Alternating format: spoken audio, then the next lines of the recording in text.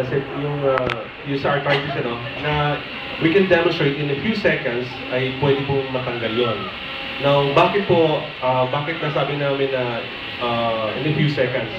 A lot of times na pumunta kami sa iba-ibang location from a lot of locals here, sa Baguio, sa Tugigaraw, Vizcaya, sa Cebu, Davao. We've done it several times na tumutulong kami sa mga local government. The second example, nag-invite sa amin isang mayor or isang governor. Nagme-medical mission kami to facilitate yung nag-organize na yung isang group. Let's say for example, may grupo na may mga sakit na hindi na kaya magpa-doktor. Ginagawa po namin ito, let's say, for 1 or 2 days sa isang location na matulungan yung mga tao. Now, we've developed a technology na yung product can penetrate in our cellular level in a few seconds. We have it here, i-demonstrate po namin later, yung penetration sa tao. Okay.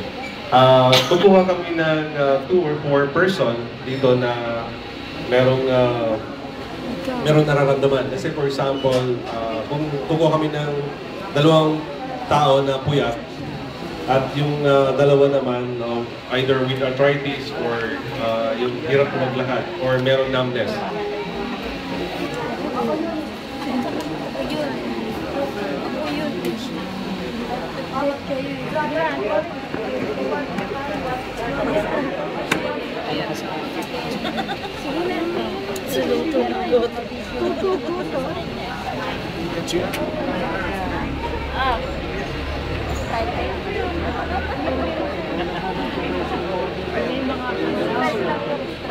Wet daw po yan.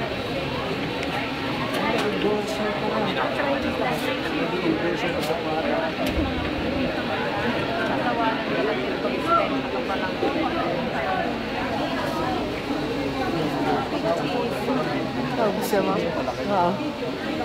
Sakit pa ako. Ang gusto niya. Gusto raw niya, ma'am. Nino. Sige po. Sige po. Opo.